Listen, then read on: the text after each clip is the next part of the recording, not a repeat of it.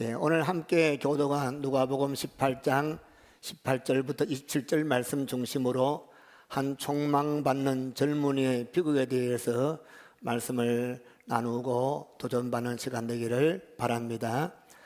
한 젊은이가 예수님 앞에 나왔어요. 청년의 직함을 관원이라 했습니다. 마가복음이나 마태복음은 젊은 청년이라고만 기술하였습니다. 그 청년이 어떻게 해야 영생을 얻는가라는 인간이 참으로 추구하고 가져야 할 질문에 대해 지금 예수님께 묻고 있습니다. 이 젊은 청년은 흠이 없는 도덕적으로 깨끗한 사람이었습니다.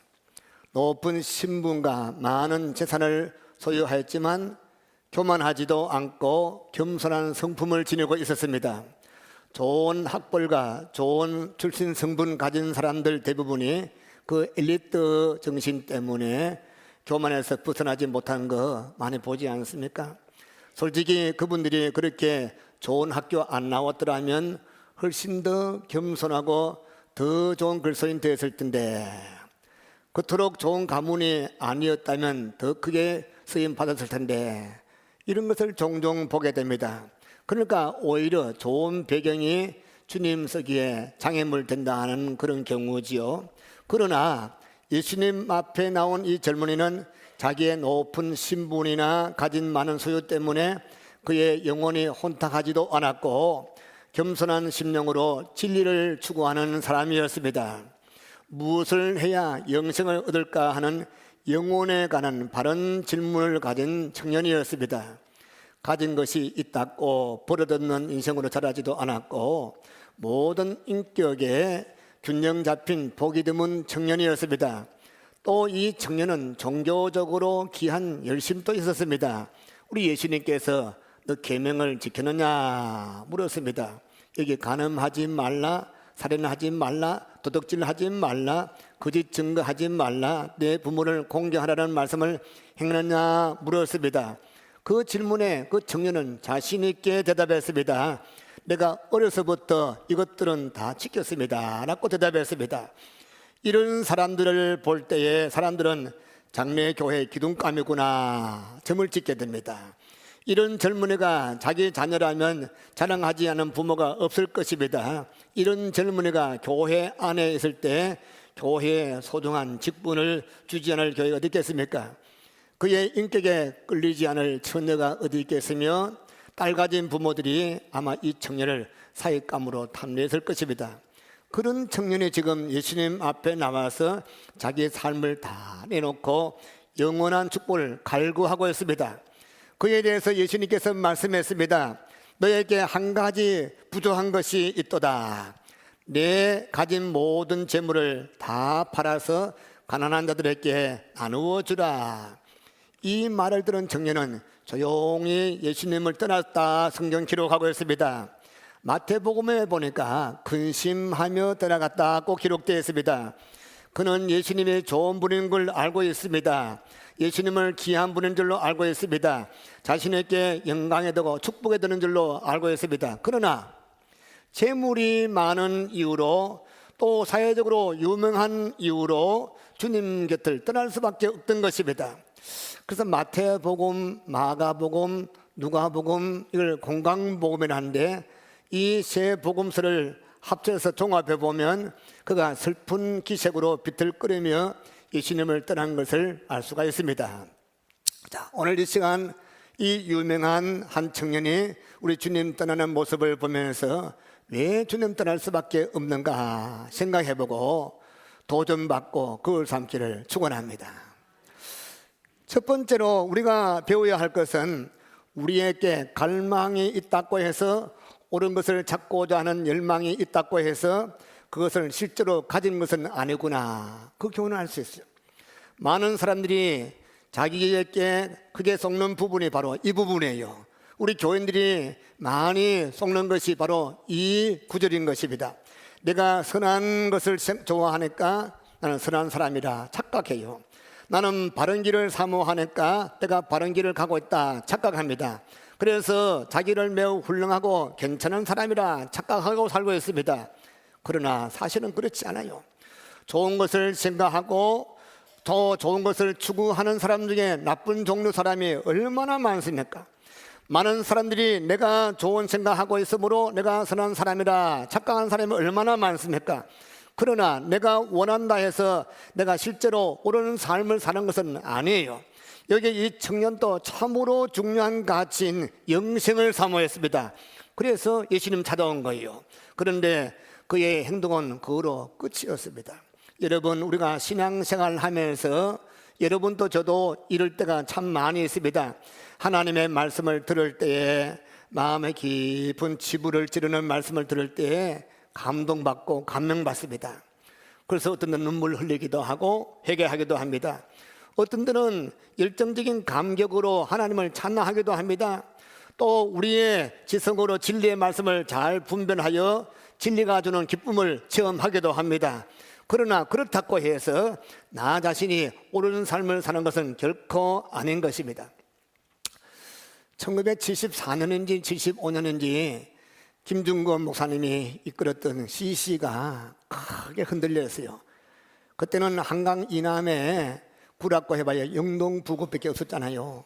한강 이남에 CC 간사들이 다 등을 돌려버렸습니다. 왜 그런가 하면 우리 김중건 목사님이 오치만 리가 쓰는 영에 속한 사람 상중학원 아주 좋은 책이요. 선물로 다 돌렸어요. 그 책을 읽고 나서 그 이상하게 돼버렸어요. 그래서 이단에 만들어졌어요. 대구는 대구교회, 부산은 부산교회. 그러니까 이단에 만드는데 구원파 비슷한 이단에 만들어졌어요. 그 대표적인 사람이 이을래 간사라고. 저도 그 책을 봤는데 여러분 어떤 책을 보든지 반드시 서문을 읽어야 돼요. 그리고 목차를 읽으면 그 내용을 반틈 파악할 수가 있습니다.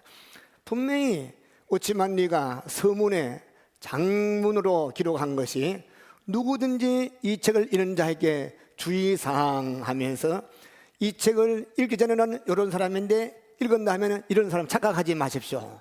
그 내용이 아주 심오해요. 내용이 정말로 폭 빠질 만큼 너무나 영적인 책인데 너무너무 좋아요. 그 책 읽고 나서 영에 속한 사람으로 착각하는 거예요. 여러분 참으로 무협소설 읽을 때 내가 그게 주인공 된 착각하듯이 참으로 공주병에 빠지고 왕자병 빠지듯이 그래가 결국은 이 을래 간사님부터 다 들어서 CC가 크게 무너진 적이 있습니다. 여러분 우리가 신앙생활 할 때 내가 주님을 사모하고 싶다는 생각하고 갖고 있다고 해서 주님을 정말 사랑하는 것은 아니지 않습니까? 여러분 사랑은 대가를 요구합니다. 대가를 지르지 않는 사랑은 사랑이 아니에요. 여러분이 주님을 너무나 사랑해서 무엇인지 어떤 대가든지 지불하겠다 그런 마음이 없다면 입으로는 주님 사랑합니다. 두 손 들고 주를 찬양하고 사랑한다 해도 실제 사랑한 것은 아니에요. 사랑하고 싶다는 마음만으로 그것이 이루어지지 않기 때문에 그러한 것입니다. 또 두 번째 받을 교훈은 젊은 청년의 신앙 행위가 비상적이었다는 불행이 있는 것입니다. 여기 성경은 말씀하고 있죠. 네가 계명을 안 하니 간음하지 말라, 살인하지 말라, 도둑질하지 말라, 거짓 증언하지 말라, 내 부모를 공경하라 하느니라. 이에 대해서 그 청년 자신 있게 말하지요. 여짜온데 이것은 내가 어려서부터 다 지켰습니다. 이 청년의 대답은 영적 무지에서 비롯된 그런 답인 것입니다. 계명이 우리에게 명령하는 것은 행위만 요구하는 것이 아닙니다. 우리의 말과 생각까지 요구하는 것입니다. 마음 깊은 곳에 숨은 동기까지 포함되는 것입니다. 주께서 말씀하시기를 내가 형제를 미워하면 이미 살인하였느니라. 여인을 보고 음욕을 품는 자는 곧 간음한 자니라.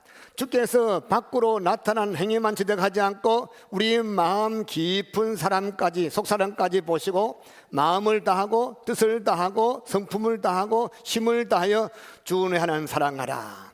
이것이 크고 첫째 드는 계명이라. 오늘 예배할 때 몸만 앉아있지 말고 내 마음 다해서 하나님 경배하기를 부탁합니다. 말씀 들을 때 귀로만 듣지 말고 내 마음을 활짝 열고 어떤 말씀 하든지 내가 듣겠나이다. 참으로 나의 마음 깊은 곳에 그릇 준비해서 은혜 받기를 축원합니다. 그런데 이 젊은 청년은 겉모습만 다 지켰습니다. 그래서 누가 봐도 참으로 1등 그런 청년이고 교인입니다. 그럴 것입니다. 부족함이 없습니다. 그래서 그는 자신 있게 말하죠. 내가 어려서부터 이것을 다 지켰나이다.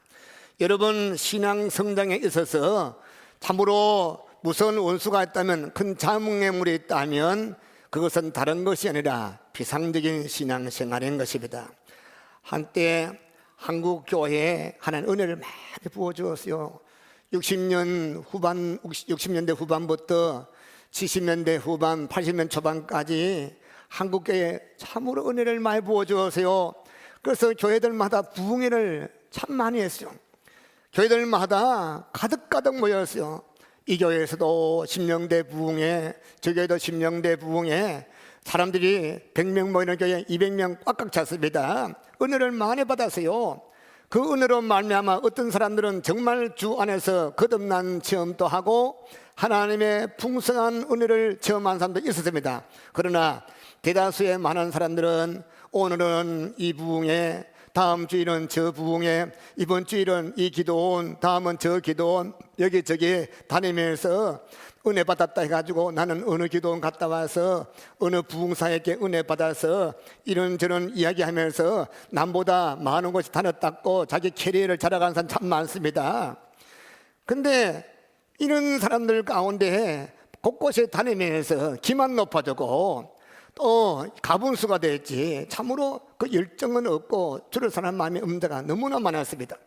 이제 부흥의 열풍이 지나간 다음에 부흥에 가던 약점이 드러나자 이제 한국교회 성경 공부 붐이 났죠. 트리니티 성경 공부, 베델 성경 공부, 브리제트 성경 공부, 내비게이트 성경 공부, 그 외에도 또 뭐 제자 훈련, 초급반, 중급반, 고급반, 그 외에도 T 성경 공부, 여러 성경 공부 교재가 쏟아져 나왔습니다. 한국교회에 참 도움을 많이 주었습니다. 많은 분들이 성경 공부 통해서 과거에 몰랐던 진리를 알게 되었습니다. 저렇게 눈이 떠지니까 감격하고 기뻤고 삶의 변화가 많이 일어났습니다. 그런데 여기에도 비상적인 신앙의 사람들이 많았습니다. 내가 이것도 마스터 했고 저것도 선례했고 초급반, 중급반, 고급반 다 해서, 그런데 신앙 인격은 전혀 바뀌지 않았어요. 그 대구 동북교회, 제일 큰 동북교회 이 김덕신 목사님은 성경 공부 가지 마라 막 구정했어요. 왜? 성경 공부 하는데 삶의 변화가 전혀 없어요. 성경 공부란 것은 특히 이제 기납적인 공부 같은 데는 우리가 관찰하고 인터프리테이션 해석하고 그걸 적용해야 되잖아요. 적용까지는 하고 그저 주석책 보고 사전 보고 아는 것은 많이 한데 자기 삶에 적용을 전혀 하지 않습니다. 바뀌지 않아.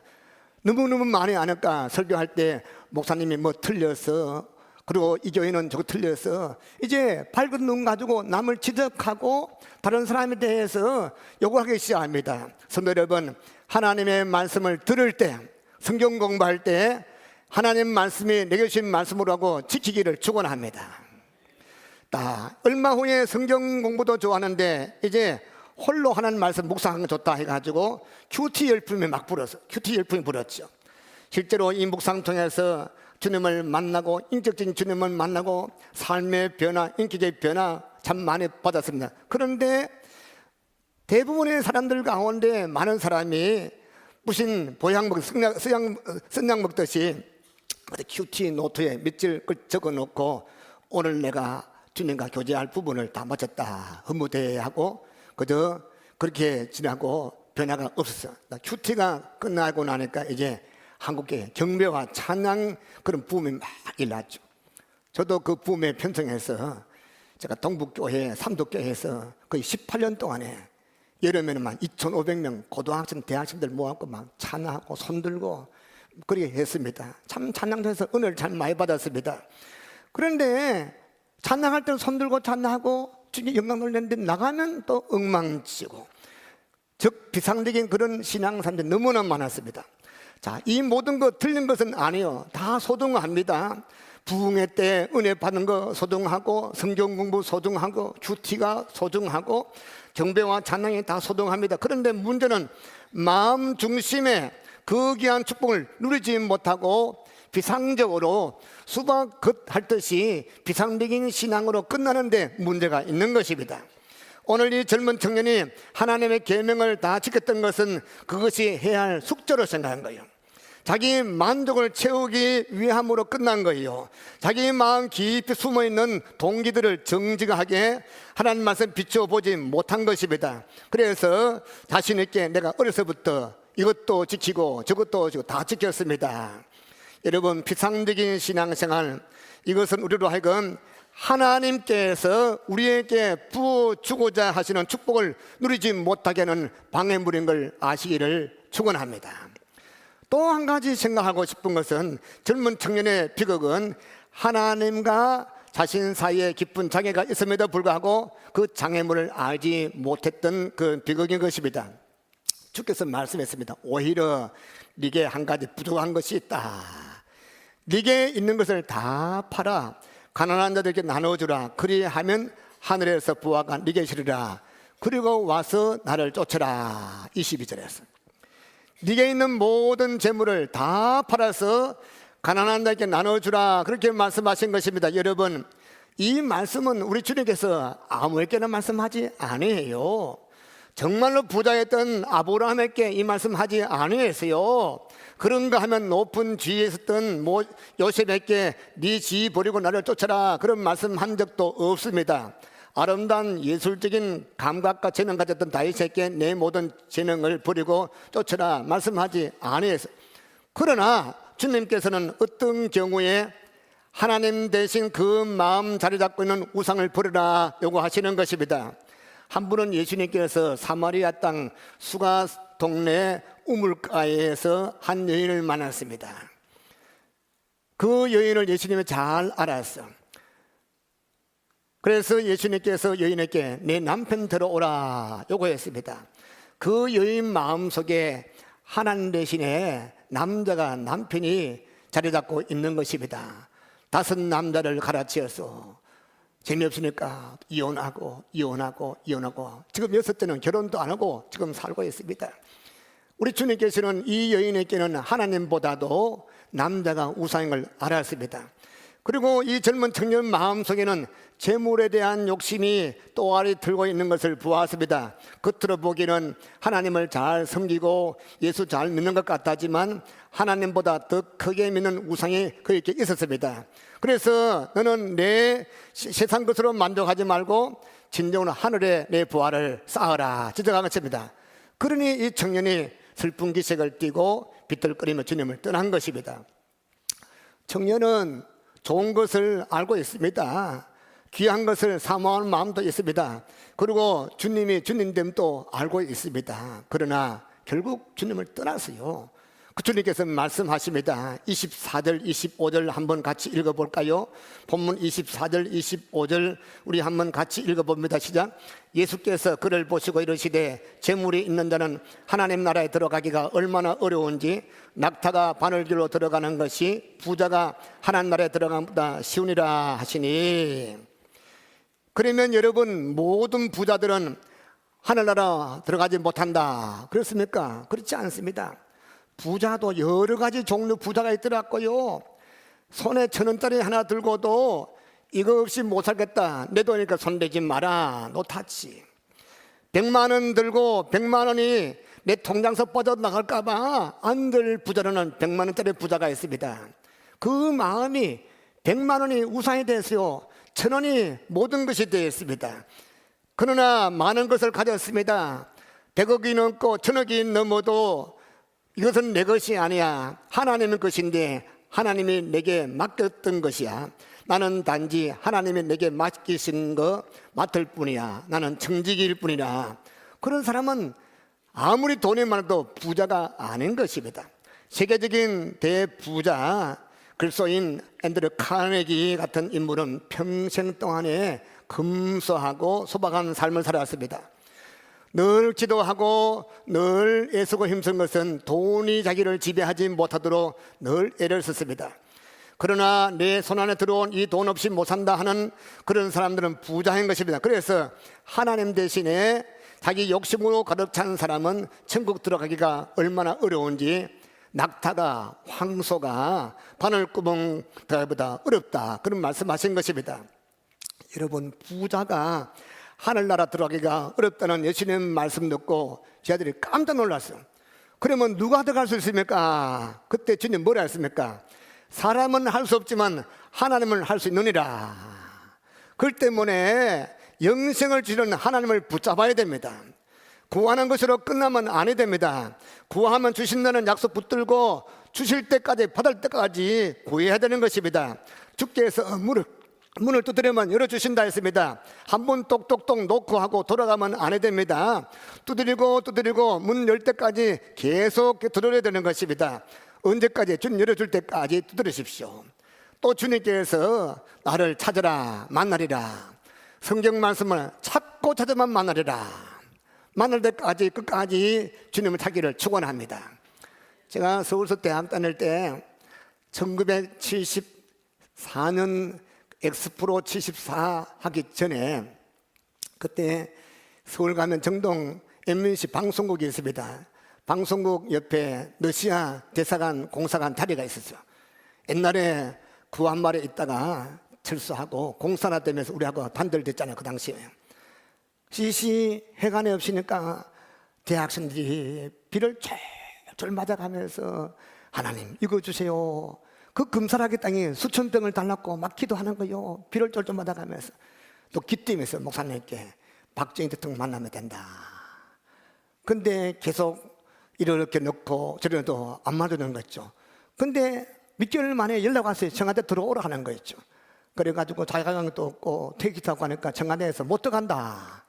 그래서 막 하니까 전화해보더니 들어가고 또 두 번째 또 걸리고 대통령을 돕게 했는데 고개를 푹 숙이고 지금 한단 데모만 할 때 예수 믿는 학생 데모하지 않습니다. 막 얘기하니까 뭘 요구하십니까? 러시아 대사관 자리 주십시오 하니까 김철 내무장관 들어라. 우회들으니까 그건 뭐 지을 건데요. 여의도에 땅 10배 더 주면 안 되겠는가? 좀 잘못해서 그때 10배 더 줄 거 받았으면 좋았을 것 같아요. 그 당시에 여의도 막 바람 불고 사람도 살지 않은 것이요. 결국은 만나니까 만나더라고. 대통령 만나도 좋은데 왕의 왕 되시는 주님 만나면 더 좋습니다. 할렐루야. 믿으시기 바랍니다. 주님을 찾고 찾으면 만나리라.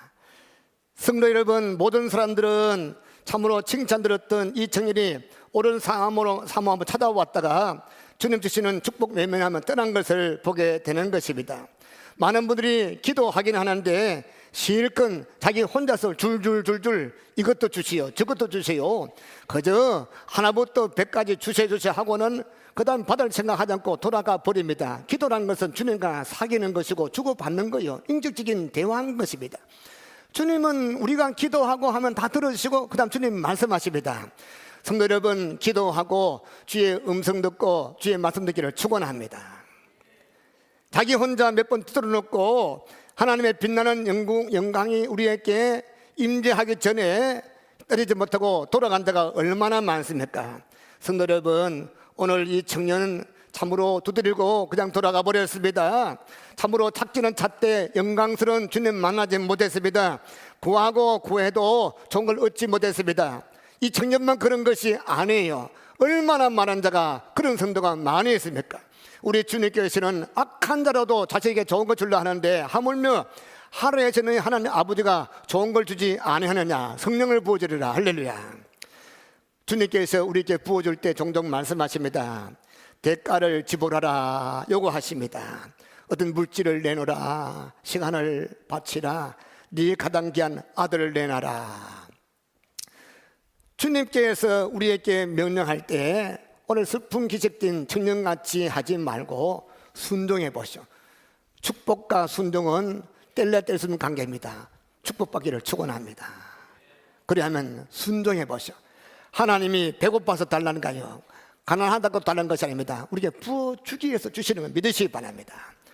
주님께서는 아들도 아끼지 않고 주시는데 아들과 함께 좋은 걸 주기를 원하시는 하나님께서 내게 말씀하실 때 순종해 보세요. 하나님을 신뢰하고 인격적인 주님을 참으로 믿는다면 내게 무슨 말씀하든지 들을 줄로 믿습니다. 그래서 우리 기독교는 체험적인 종교예요. 듣기만 하고 끝나는 것이 아니라 체험적인 종교, 예수님 만난 체험, 은혜 체험한 종교, 하나님의 인격 가운데서 참으로 누릴 그런 축복을 누리는 그런 체험. 그래서 찬송 가사 가운데 구주 예수 의지하며 심히 급분해서 예수 예수 믿는 받은 증거만도 할렐루야.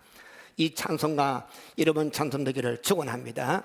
하나님 아버지 감사합니다.